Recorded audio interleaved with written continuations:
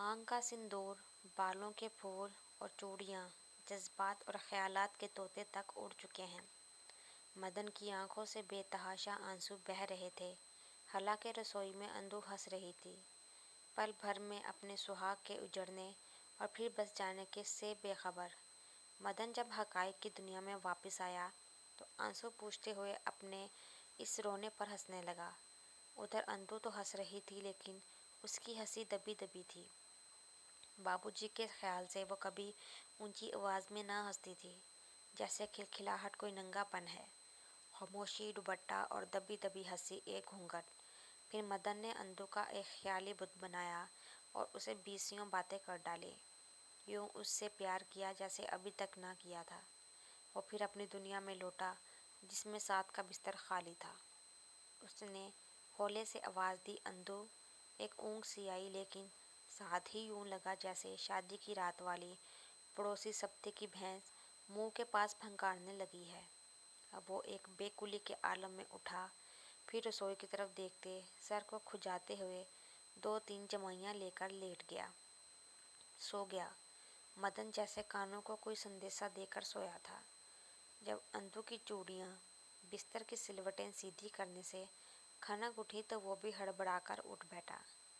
यूँ एकदम जागने में मोहब्बत का जज्बा और भी तेज़ हो गया था। प्यार की करवटों को तोड़े बगैर आदमी सो जाए और एकाएकी उठे तो मोहब्बत दम तोड़ देती है।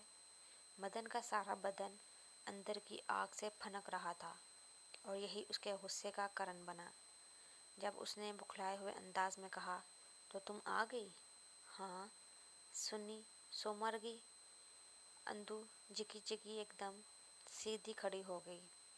हाय राम, उसने नाक पर उंगली रखते हुए हाथ मलते हुए कहा। क्या कह रहे हो? मरे क्यों बेचारी? माँ बाप की एक बेटी ना हुई? माँ, हाँ, मदन ने कहा। भाभी की एक ही नंद। और एकदम तहकमाना लहजा इख्तियार करते हुए बोला, ज़्यादा मुंह मत लगाओ उस चुड़ैल को। क्यों, इसमें क्या पाप है?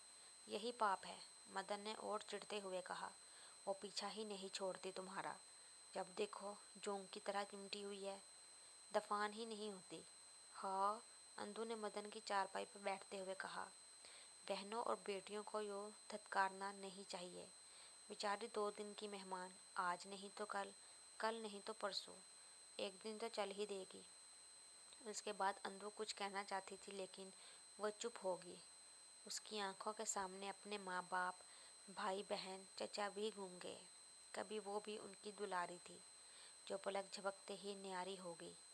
और फिर दिन रात उसके निकाल ले जाने की बातें होने लगी, जैसे घर में कोई बड़ी सी बहानी है जिसमें कोई नागन रहती है, और जब तक वह पकड़ कर फंकवाई नहीं जाती, लोग घर के आराम की नींद नहीं सो सकते।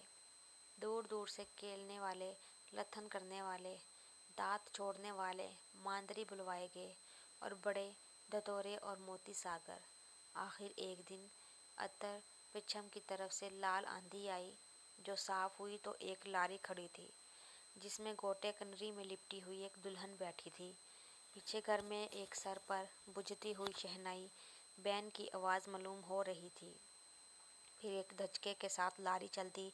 मदन ने कुछ बुरा फरोख्ती के आलम में कहा, तुम औरतें बड़ी चालाक होती हो। अभी कल ही इस घर में आई हो और यहाँ के सब लोग तुम्हें हमसे ज़्यादा प्यार करने लगे हैं। हाँ, अंतु ने इस बात में कहा, ये सब झूठ है, ये हो ही नहीं सकता। तुम्हारा मतलब है मैं? दिखावा है ये सब? हाँ, अच्छा जी, अंतु ने आंखों में आंसू लाते हुए कहा, ये सब दिखावा है मेरा। और अंतु उठकर अपने बिस्तर में चली गई और सरहाने में मुंह छुपाकर सिसकियां भरने लगी। मदन इसे मनाने ही वाला था कि अंधु खुद ही उठकर मदन के पास आ गई और सख्ती से उसका हाथ पकड़ते हुए बोली, तुम जो हर वक्त जली कुटी कहते रहते हो, हुआ क्या है तुम्हें? मुझे तुमसे कुछ नहीं लेना। तुम्हें कुछ नहीं लेना, मुझे तो लेना है। अंधु बोली, जिंदगी भर लेना है। और वह छीना झपटी करने लगी। मदन उसे धुतकारता था और वो उससे लिपट लिपट जाती थी। वो इस मछली की तरह थी जो बहाव में बह जाने की बजाय आबशार के तेज धारे को काटती हुई ऊपर ही ऊपर पहुंचाना चाहती हो। चुटकियां लेते हुए ہاتھ پکڑتی روتی ہنستی وہ کہہ رہی تھی، پھر مجھے پھاپا کنی کہو گے؟